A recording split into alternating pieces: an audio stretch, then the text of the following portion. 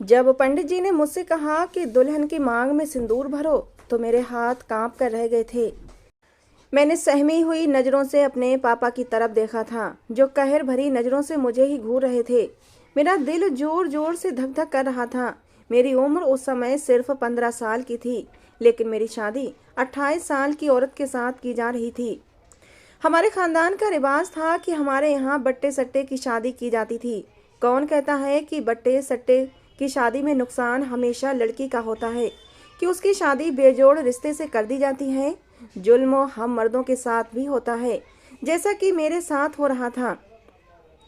मेरी बहन की उम्र लगभग 20 साल की थी और शुभांगी के भाई से मेरी बहन की शादी तय हो चुकी थी। उसके भाई की उम्र 25 साल की थी। बहन की शादी की खातिर मुझे बलि का बकरा बना दिया गया था। मैंने पापा से बहुत इनकार किया कि मैं ये शादी किसी भी कीमत पर नहीं करूँगा, तो एक जोरदार थप्पड़ पापा ने मेरे मुंह पर मारा था। कहने लगे, मैं देखता हूँ कि तुम कैसे ये शादी नहीं करते।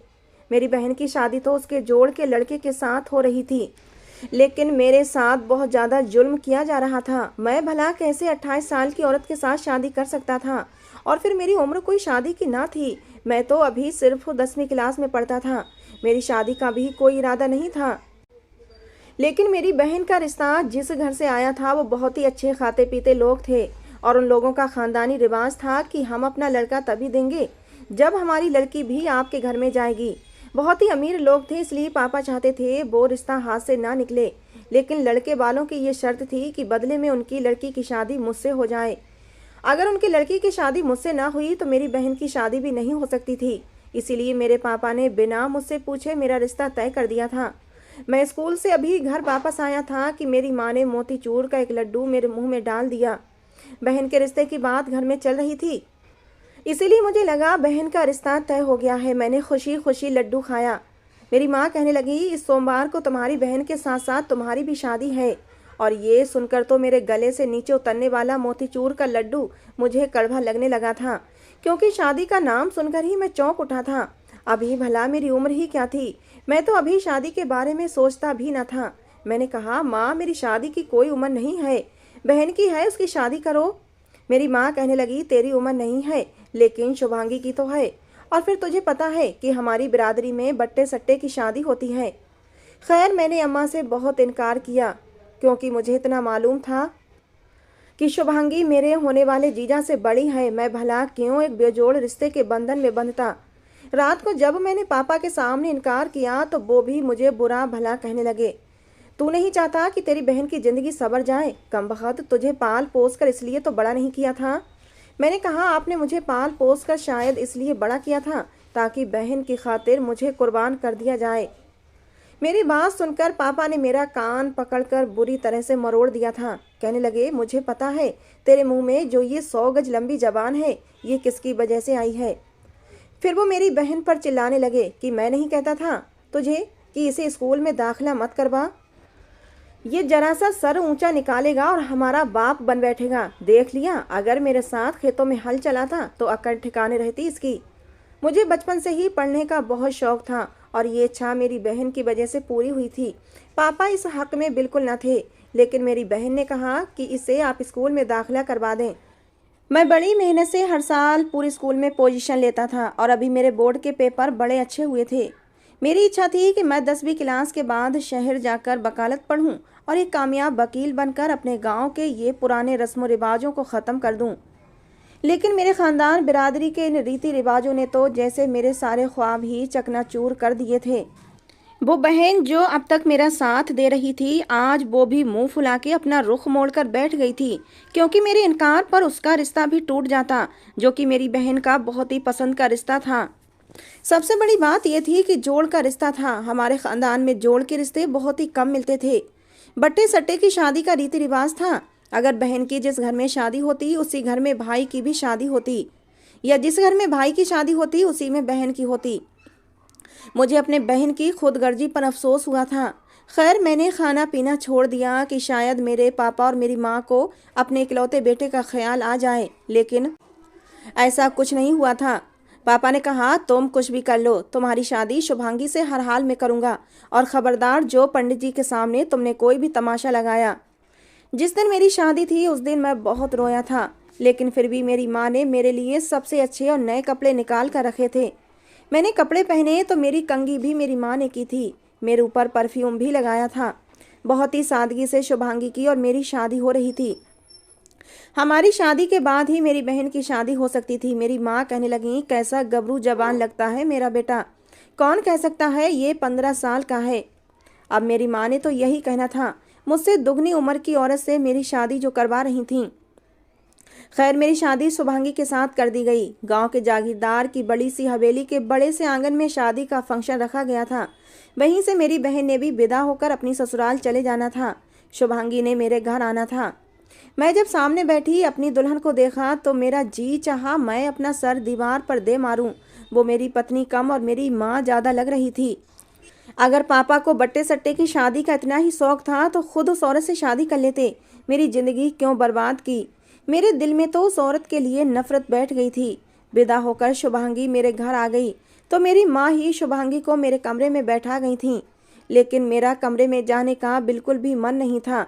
मेरा दिल उस औरत की तरफ खिंच ही नहीं रहा था, ना मुझे शादी का शौक था। मेरे तो कुछ और ही सपने थे जो टूट चुके थे, और एक सच्चाई ये भी थी कि मुझे इस रिश्ते के बारे में कुछ भी मालूम नहीं था, क्योंकि कभी मेरे दिमाग में ऐसी कोई बात आई ही नहीं थी। मेरा बिल्कुल दिल नहीं था कि मैं कमरे के अंदर जाऊं, और दूसरा मुझ पर डर भी सवार था कि कमरे में जाकर करूंगा क्या, क्योंकि मैं हर बात से अनजान था। आज तक मैंने कभी किसी लड़की को ऐसी नज़र से नहीं देखा था। मेरी माँ कमरे से बाहर आई तो मेरे पास आकर बैठ गईं। कहने लगीं, जाओ कमरे में, तुम्हारी दुल्हन तुम्हारा इंतजार कर रही है। मैंने अपनी अम्मा को शिकवा भरी नज़रों से देखा था।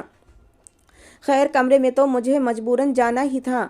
मेरी माँ मुझसे कहने लगी, मैंने कमरे में दूध का गिलास रख दिया है, वो जरूर पी लेना। बादाम पिस्ते वाला दूध है, ठीक रहेगा तुम्हारे लिए। मैं अपने कमरे में चला गया तो वो औरत जो घूंघट निकाले बैठी हुई थी, मुझे उस पर भी अफसोस हो रहा था कि कैसी अजीब औरत थी। शादी के नाम पर एक 15 साल के बच्चे से क्या उम्मीद रखे हुए थी कि मैं चलकर उसके पास आऊँगा, बेड पर बैठूंगा, उसका घूंघट उठाऊंगा, उसकी तारीफ करूंगा, उसके हाथ में अंगूठी पहनाऊंगा, और फिर उसके बाद उसके आगे तो मेरा दिमाग बिल्कुल साफ था। मुझे नहीं मालूम था कि उसके आगे क्या करना होता है। अगर उस औरत को इस बात की जानकारी हो जाती कि मुझे कुछ पता नहीं है तो वो मेरा मजाक उड़ाती रहती। मुझे याद आने लगा, एक बार मेरे मामा की शादी हुई थी तो उनके दोस्त यही कह रहे थे कि पहली रात पत्नी पर कभी भी जाहिर मत करना कि तुम अनाड़ी हो, वरना सारी जिंदगी वो तुम्हें ताने देती रहेगी। मैं उस समय इस बात को समझ नहीं पा रहा था कि मुझे क्या करना चाहिए और क्या नहीं। मैंने कमरे का दरवाज़ा बंद किया और उसके पास आकर बैठ गया। घूंघट उठाने का मेरा कोई इरादा न था, क्योंकि मैं उसकी शक्ल पहले ही देख चुका था। मैंने कहा, बात सुनो मेरी, मुझसे कोई भी उम्मीद मत रखना। मेरी तुमसे शादी ज़बरदस्ती कराई गई है। ना तो तुम मुझे पसंद हो, ना ही मैं तुम्हें कभी अपनाऊंगा। अपनी उम्र देखो, क्या तुम्हें लगता है कि तुम्हें मुझसे शादी करनी चाहिए थी? मेरी बात सुनकर उसने खुद से अपना घूंघट उठा दिया, लेकिन बोली कुछ नहीं। मैंने बड़े गुस्से से और रौब जमाने के अंदाज में बात की थी। उसने मुझे कोई जवाब नहीं दिया। मैंने उसे ये भी कह दिया कि सुबह सबके सामने वो कोई भी ऐसी बात नहीं करेगी जो अभी हमारे बीच हुई है। तुम यही कहोगी कि सब ठीक है। ये कहकर मैंने अपना तकिया उठाया और ज़मीन पर जाकर लेट गया। कुछ ही देर बाद मुझे उसकी आवाज़ सुनाई दी। वो कहने लगी, सुनिए, बेशक उम्र में आप मुझसे छोटे हैं, लेकिन रिश्ते में आपका स्थान बहुत बड़ा है, इसलिए आप बेड पर सो जाएं, मैं ज़मीन पर सो जाऊंगी। मुझे तो लगा था कि बड़े घर से आई है, मेरी बात पर मुझ पर भड़क ही ना उठे, फिर मेरी उम्र में भी मुझसे दुगनी है तो कहीं मुझे डांट ही ना दे। लेकिन उसने तो बड़े आराम से मुझसे कहा था। मैंने भी सोचा कि मैं मर्द हूँ, बेशक कम उम्र हूँ, लेकिन हूँ तो उसका पति ही। मैं ज़मीन पर क्यों लेटूँ? मैंने अपना तकिया उठाया और बेड पर लेट गया। उसने चादर बिछाई और अपना तकिया नीचे रखकर खुद वॉशरूम में चली गई। सादा से कपड़े पहनकर वो बाहर आई थी, जमीन पर जाकर सो गई। मैंने तो भगवान का धन्यवाद किया था। सुबह हुई तो कमरे का दरवाजा खटकने लगा था। दस्तक सुनते ही वो फौरन से उठकर बेड पर आ गई, अपना तकिया रखने लगी। फिर अपने लंबे घने बालों को समेटकर उसने जूड़ा बनाया और दरवाज़ा खोल दिया। मेरी माँ बाहर खड़ी थी। मेरी माँ ने उसके सर पर प्यार किया और उसे ढेर सारा आशीर्वाद दिया। फिर कहने लगी, आकाश तुम भी उठो, मैंने नाश्ता बना दिया है। बाहर सारे खानदान वाले इकट्ठे हैं, मिलकर ही सबने नाश्ता करना है, इसलिए तैयार होकर बाहर आना। वो कहने लगी, जी जरूर। फिर मेरी माँ कहने लगी, तुम्हारी माँ ने जो सोने का सेट तुम्हें चढ़ाया था उसके कड़े बड़े भारी थे, ऐसा करो वो पहन लेना। बस इस बात पर भी उसने हाँ में ही सिर हिला दिया। मैं भी उठकर तैयार हो गया। सारे खानदान के सामने मैं अपनी पत्नी के साथ ही बैठा था, उसके साथ ही नाश्ता किया था। मेरी बहन भी शादी के 4-5 दिन बाद घर पर मिलने आई तो बहुत खुश थी। उसका घर भी बस गया था और मेरी जिंदगी में भी सुकून आ गया था। शुभांगी ने बहुत जल्दी ही घर की सारी जिम्मेदारियां संभाल ली थीं। मेरा भी सारा काम वो अपने हाथों से करती थी और मुझे कुछ कहती भी न थी। मैंने सोचा, मैं तो यूं ही इतना डर रहा था, शायद ये तो मेरे रौब में आ गई है। मैंने 10वीं क्लास पास की तो मेरा A1 ग्रेड बना था। मैं बहुत खुश था। खुश तो मेरे माँ बाप भी बहुत थे, शुभांगी भी खुश थी। लेकिन जब मैंने पापा से कहा मुझे वकालत पढ़नी है और मैं शहर में जाकर कॉलेज में दाखिला लूँगा और वहीं हॉस्टल में रहा करूँगा, तो पापा ने साफ मना कर दिया। कहने लगे, बस 10 क्लासें पढ़नी बहुत हैं, कल से खेतों में आकर मेरा हाथ बटाओ। अब तू घरदारी वाला हो गया है, आज पत्नी है कल बच्चे भी होंगे। तू वहाँ पढ़ाई करेगा तो क्या यहाँ तेरे बीवी बच्चों को मैं पालूंगा। मैं उस समय तो खामोशी से कमरे में चला गया। मैं जानता था कि शुभांगी बड़े घर से आई है, इसलिए माँ उसके सामने कुछ दबती थीं। फिर मेरी बहन उसके घर में बहुत खुश थी, इसलिए मेरी माँ की कोशिश होती कि शुभांगी की कोई बात टाली न जाए ताकि मेरी बहन अपने घर में खुश रहे। इसलिए जब शुभांगी रात को मेरे कमरे में आई और जमीन पर अपना बिस्तर बिछाने लगी तो मैंने कहा, देखो मेरी बात सुनो, पापा तुम्हारी बात नहीं टालेंगे और ना ही मेरी माँ तुम्हारी बात पर इनकार कर सकती हैं। तुम उन लोगों को कहो कि मुझे कॉलेज में पढ़ने की अनुमति दे दें। वो कहने लगी, ठीक है, आप निश्चिंत रहें, मैं पापा जी और माँ जी को मना लूंगी। ये सुनकर मैं बड़ा खुश हुआ और फिर वही हुआ। मैं नहीं जानता कब और कैसे, लेकिन शुभांगी ने मम्मी पापा को इस बात पर राजी कर लिया कि मैं शहर जाकर अपनी पढ़ाई पूरी करूं। मैं शहर आ गया और कॉलेज में एडमिशन ले लिया और हॉस्टल में रहने लगा। अब तो मैं महीने के बाद ही एक दिन के लिए गांव जाता था और फिर दोबारा शहर आ जाता। समय यूं ही गुजरने लगा। मैंने वकालत की डिग्री भी हासिल कर ली। हालांकि मैं नया नया वकालत के काम में आया था, लेकिन मैं अपने केस पर इतनी मेहनत करता कि जीत को अपना मुकद्दर बना लेता था। इसलिए बहुत जल्दी ही मैंने शोहरत हासिल कर ली थी। जैसे जैसे मैं मशहूर होने लगा था, सब लोग मेरे गुण गाने लगे थे। मैंने अपनी फीस भी बढ़ा ली थी। अब तो मैं लाखों में खेलता था और मैं लोगों का जो केस लेता उसे डंके की चोट पर जीत कर दिखाता था। मैंने शहर में एक बड़ा सा घर ले लिया क्योंकि मेरे काम शहर में ही थे। मेरी शादी को 7 साल गुजर चुके थे, लेकिन इन 7 सालों में मैंने कभी अपनी पत्नी को छुआ भी नहीं था। मैं जब भी शुभांगी के साथ कमरे में होता उससे अलग ही सोता था। हालांकि मुझे शुभांगी की आंखों में कुछ ऐसा दिखाई देता जो मैं देखकर भी अनदेखा कर देता था। हालांकि जब उसकी मुझसे शादी हुई थी वो 28 साल की थी, जवान थी, उसे बुढ़ा नहीं कह सकते थे।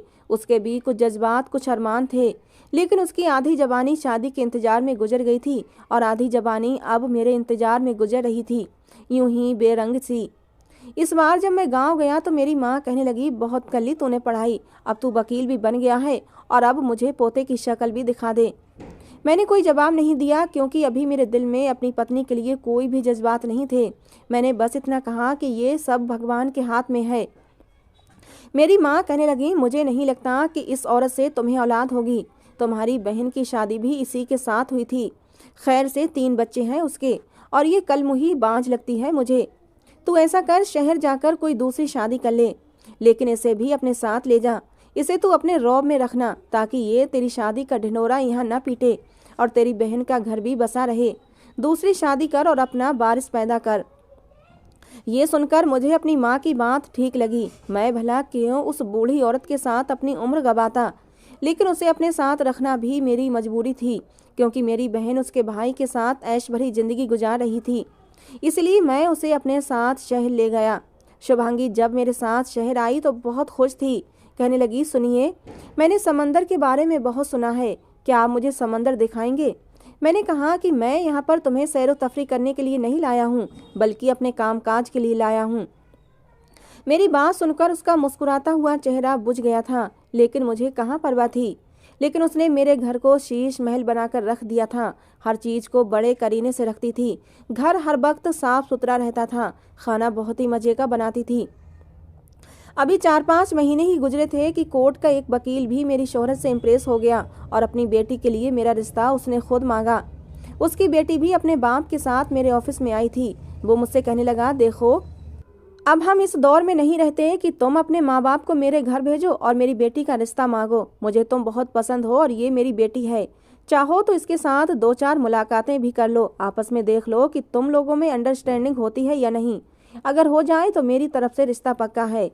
उसकी लड़की बेहद खूबसूरत थी, मुझे अच्छी भी लग रही थी, इसलिए मैंने 2-4 बार उसके साथ रेस्टोरेंट में मुलाकात भी कर ली। मैंने उसके बाप से कहा कि मुझे शादी पर कोई ऐतराज़ नहीं, लेकिन मैं आप लोगों से झूठ नहीं बोलूँगा। मैं पहले से शादीशुदा हूँ, लेकिन मेरी पत्नी 40 साल की है और ये शादी हमारे ख़ानदानी रीति रिवाज की वजह से बट्टे सट्टे की बुनियाद पर की गई है। मैंने आज तक अपनी पत्नी को हाथ भी नहीं लगाया है, लेकिन मेरी बहन बदले में उसके भाई के साथ ब्याही गई है, इसलिए मैं इसे छोड़ नहीं सकता। अगर आपको मैं अपनी पत्नी के साथ स्वीकार हूँ तो फिर मुझे भी इस रिश्ते पर कोई ऐतराज़ नहीं। वो वकील कहने लगा कि मैं अपनी बेटी से पूछ कर बताऊँगा। अगर वो मान गई तो मैं अपनी बेटी के नाम एक घर भी कर दूँगा। मुझे कोई भी ऐतराज़ नहीं था, क्योंकि मैं भी महीने के लाखों कमाने लगा था। और फिर कुछ ही दिनों बाद मेरी शादी उस वकील की बेटी, जिसका नाम कंगना था, उससे हो गई। जब मैं कंगना को अपने घर लाया तो शुभांगी उसे देखकर हैरान रह गई थी। पहली बार मैंने उसकी आंखों से आंसू बहते देखे थे, लेकिन वो अब भी चुप थी। मुझे कंगना को एक साथ देखकर और कंगना को दुल्हन के कपड़ों में देखकर वो समझ गई थी कि उसकी वो क्या लगती है। वो दरवाजे से फौरन पीछे हट गई और फौरन से अपने कमरे में जाकर दरवाज़ा बंद कर लिया। मैं कंगना को दूसरे कमरे में ले आया। मेरी शादीशुदा जिंदगी कंगना के साथ बहुत अच्छी गुजर रही थी। हम रात को देर तक पार्टी में जाते, घूमते फिरते। मैं हनीमून के लिए कंगना को शिमला भी लेकर गया। 1 महीने के बाद वापस आया था। शुभांगी मेरे घर में ऐसी थी जैसे कोई फालतू सामान हो, जैसे कोई नौकरानी हो। कंगना तो अक्सर ही उस पर रौब भी जमाने लगी थी, उससे अपने सारे काम भी करवाती थी। कंगना को किसी भी तरह का कोई भी काम करने की आदत न थी। वो घर को हर समय बिखरा के रखती थी। मैं कभी कभी सोचता कि अगर शुभांगी ना होती तो घर का कबाड़ा बन चुका होता। मैं सुबह कोर्ट जाने के लिए उठता तो कंगना सो रही होती। वो पहले ही मुझे साफ कर चुकी थी कि उसे खाना बनाना नहीं आता, इसलिए मैं उसे कभी भी अपने किसी काम के लिए न जगाऊं। मुझे ऐसी कोई ज़रूरत भी नहीं पड़ती थी, क्योंकि शुभांगी तो थी मेरे हर काम करने के लिए। लेकिन एक बार शुभांगी को बुखार हो गया। 2 दिन तक वो बुखार में पड़ी रही और कंगना ने मुझे बताया तक नहीं था। वो तो घर की बिखरी हुई हालत देखकर जब मैंने पूछा कि ये शुभांगी कहाँ है, क्या उसे नजर नहीं आता कि घर का क्या हाल है, उस वक्त कंगना अपने हाथों पर लोशन लगा रही थी। कहने लगी, 2 दिन से बीमार पड़ी हुई है कमबख्त, ना जाने कब उठेगी और घर साफ करेगी। मुझसे तो ये काम बाम होते नहीं। ये कहकर वो बेड पर मेरे बराबर में आकर लेट गई। जब मैंने सुना कि शुभांगी को बुखार है तो मैं बेड से उठकर खड़ा हो गया कि जाकर देखूं उसे हुआ क्या है। मेरे दिल में उसके लिए कोई मोहब्बत नहीं थी, शायद हमदर्दी थी। लेकिन जैसे ही मैं बेड से खड़ा हुआ, कंगना कहने लगी, तुम कहाँ जा रहे हो? मैंने कहा, वो बीमार है तो जाकर देखूं उसे हुआ क्या है, और तुमने मुझे पहले क्यों नहीं बताया? अगर दिन के समय मुझे मालूम होता तो मैं उसे डॉक्टर के पास ले जाता, उसे दवाई दिला देता। मेरा ये कहना था कि कंगना मुझ पर भड़क उठी। कहने लगी, कोई ज़रूरत नहीं है तुम्हें उस बुड्ढी का ख्याल रखने की, समझे? आराम से लेटे रहो इधर, मरती है तो मर जाए। मैं ये बर्दाश्त नहीं कर सकती कि तुम एक पल के लिए भी उस औरत के पास जाओ। मैंने हैरत से कंगना को देखा था। मैंने कहा, क्या पागल हो गई हो? अरे मैं उसे इस काबिल नहीं समझता कि उसे तुम्हारे जैसा स्थान दे सकूं। लेकिन खैर, वो इंसान तो है ना। अगर बीमार हुई है तो उसे दवा तो लाकर देनी होगी। अगर हम घर में किसी नौकरानी को भी रखते तो बीमारी में उसे भी पूछना पड़ता। ये कहकर मैं कमरे से निकल गया। जब मैं शुभांगी के कमरे में गया तो वो बुरी तरह से कांप रही थी और ये देखकर मैं घबरा गया था। जब मैं उसके पास गया, उसके माथे को छूकर देखा तो वो बुखार में तप रही थी। मैंने जल्दी से बुखार की दवा ली। फिर मैं जल्दी से किचन में गया, दूध निकाला और दूध गर्म करके मैं शुभांगी के कमरे में चला आया। मैंने उसे सहारा देकर बिठाया और उसे दूध पिला दिया। उसके बाद मैंने उसे दवा खिलाई। मेरी इतनी सी हमदर्दी पर ही शुभांगी के उतरे चेहरे पर मुस्कुराहट सज गई थी, आंखों में चमक आ गई थी। कहने लगी, आपने क्यों परेशानी उठाई? मैं खुद ही ठीक हो जाती। मैंने कहा, तुम्हें बताना चाहिए था कि तुम्हें बुखार है, मैं तुम्हें डॉक्टर के पास ले जाता। उसने मेरा हाथ पकड़ लिया कि अचानक एक जोरदार झटका मेरे दिल को लगा था। उसका हाथ बुरी तरह से आग की तरह तप रहा था। न जाने कब और क्यों वो मेरे साथ लगकर रोने लगी और मैं यूं था कि जैसे सांस लेना भूल गया था। आज तक मैंने उसे कभी उंगली भी नहीं लगाई थी और आज वो मेरे सीने से लगी हुई थी। वो रोते हुए कहने लगी, मैं थक चुकी हूँ आकाश, मैं बहुत ज़्यादा थक चुकी हूँ, मेरे दिल में बहुत। अभी उसने इतना ही कहा था कि उसी समय कमरे का दरवाज़ा खुला। कंगना दरवाजे के पास खड़ी थी और ये देखकर कंगना तो आग बबूला हो गई। हालांकि जैसे ही दरवाज़ा खुला था मैं चौंक सा गया था और वो भी फौरन मुझसे पीछे हट गई थी और अपने आंसू पोंछने लगी थी। कंगना मेरे पास आई, कहने लगी, तो ये हमदर्दियां जता रहे थे तुम इस बुढ़ी खूसट के साथ? उठो यहाँ से, चलो मेरे साथ। खबरदार जो मैंने तुम्हें दोबारा इस औरत के पास भी देखा तो। कंगना मुझसे बहुत लड़ती झगड़ती थी। मैंने उससे कहा कि ऐसा कुछ नहीं था जैसा तुम समझ रही हो, लेकिन वो तो कुछ भी सुनने को तैयार ही न थी। मुझसे कहने लगी, तलाक दो उस औरत को या उसे गांव छोड़ आओ। मैं उसे अब एक पल के लिए भी घर में बर्दाश्त नहीं करूंगी। मैंने उसे कहा कि मैं पहले भी तुम्हें बता चुका हूँ, ये औरत मेरी मजबूरी है। मेरी बहन का घर बसा हुआ है इसी औरत की वजह से। अगर मैं इसे गांव में भेज दूं और किसी को भनक भी पड़ गई कि मैंने दूसरी शादी कर ली है तो मेरी बहन का पति भी उसे छोड़ देगा या उसके लिए सौतन ले आएगा। बड़ी मुश्किल से मैंने कंगना को चुप करवाया था। हमारी शादी को 1 साल गुजर गया था, लेकिन कंगना अभी तक उम्मीद से नहीं हुई थी। मैंने जब उससे कहा कि वो डॉक्टर को दिखाए, हमारी शादी को 1 साल हो चुका है। कहने लगी, किस लिए? मैंने कहा, मुझे बारिश चाहिए, औलाद चाहिए, और किस लिए? वो कहने लगी, देखो मैं अभी ये बच्चों के झंझट में नहीं पड़ना चाहती। अभी 5-6 साल तो मैं लाइफ को एंजॉय करूंगी, ये बच्चे मैं पैदा नहीं करूंगी। कंगना नाक भौं चढ़ाते हुए मुझसे कहने लगी। मैंने कहा कि मेरी माँ को पोता या पोती चाहिए और तुम कह रही हो कि तुम औलाद पैदा नहीं करोगी। वो कहने लगी, मैं तुम्हारी माँ के कहने पर अपना फिगर खराब नहीं कर सकती। दोबारा तुम मुझसे बच्चों के बारे में बातचीत भी मत करना। मैं अपनी मर्जी और अपने तरीके से अपनी ज़िंदगी को गुजारना चाहती हूँ। अब कंगना अकेली ही पार्टियों में जाती थी और तब मुझे मालूम हुआ कि उसके दोस्तों में काफ़ी लड़के भी थे। मैंने इस बात पर एतराज़ किया तो वो कहने लगी, खुद तुमने एक और पत्नी पार रखी है और मुझे तुम किसी भी लड़के से बात करते हुए भी नहीं देख सकते। देखो, ये पुरानी तरह की पाबंदियां मुझे बिल्कुल भी पसंद नहीं। हमारे सर्कल में ये सब चलता है। मैं चुप हो गया। एक बार कंगना मुझसे कहने लगी कि वो वर्ल्ड टूर पर अपने दोस्तों के साथ जाना चाहती है। मैंने कहा, क्या तुम्हारा दिमाग खराब है? तुम्हारे दोस्तों में तो लड़के भी हैं और औरतें भी हैं, तुम अकेली उनके साथ वर्ल्ड टूर पर जाओगी? वो बोली, हाँ तो क्या हुआ, सब जाते हैं और मैं इनकार नहीं सुनूंगी, और अगर तुमने इनकार कर भी दिया तब भी मैं ज़रूर जाऊंगी। मैं जब उसके बाप से ये बात की तो वो भी यही कहने लगे कि तुम मेरी बेटी पर पाबंदियां नहीं लगाओ, वो जाना चाहती है तो जाने दो। कंगना की बदतमीजियां दिन ब दिन बढ़ने लगी थीं। मैंने पहले उसे बहुत रोका, लेकिन वो रोज मुझसे इस बात पर झगड़ने लगी थी। तो तंग आकर मैंने भी उससे कह दिया कि वो चली जाए। उसे मेरी नाराज़गी की कोई परवाह नहीं थी, बल्कि उसे मेरी भी कोई परवाह न थी। वो चली गई। लेकिन उन्हीं दिनों शुभांगी बहुत बीमार रहने लगी थी। पहले से काफ़ी कमज़ोर भी हो गई थी। रंगत भी बिल्कुल पीली पड़ चुकी थी। आंखों के नीचे गड्ढे भी पड़ गए थे। हर वक्त उसे बुखार रहने लगा था। मैं जब उससे कहता कि चलो तुम्हें डॉक्टर को दिखा दूं, तो वो मना कर देती। बुखार होने के बावजूद वो मेरे सारे काम करती थी। एक बार मैं अपना एक केस रात के समय स्टडी कर रहा था जब मुझे सिसकियों की आवाज़ आने लगी। मैं अपने स्टडी रूम से बाहर आया। शुभांगी के कमरे से मुझे सिसकियों की आवाज़ें आ रही थीं। जब मैंने कमरे का दरवाज़ा खोला तो वो अपने बेड पर बैठी रो रही थी। उसने अपना सर घुटनों में दे रखा था, लगातार रोए जा रही थी और खुद से ही कुछ बातें कर रही थी। मैंने ध्यान से सुना। वो कह रही थी, मेरा क्या दोष था? मेरी शादी ज़बरदस्ती आकाश के साथ करा दी गई। मुझे भी तो ये इन पुरानी रीति रिवाज के भेंट चढ़ा दिया गया। मेरी शादी की उम्र इसलिए निकल रही थी क्योंकि मेरे जोड़ का कोई रिश्ता नहीं था। जहाँ मेरे भाई का रिश्ता तय होता वहाँ मेरे लिए कोई लड़का नहीं होता, और जहाँ मेरा रिश्ता तय होता वहाँ मेरे भाई के लिए लड़की ना होती। और इसीलिए मेरी उम्र निकलती जा रही थी।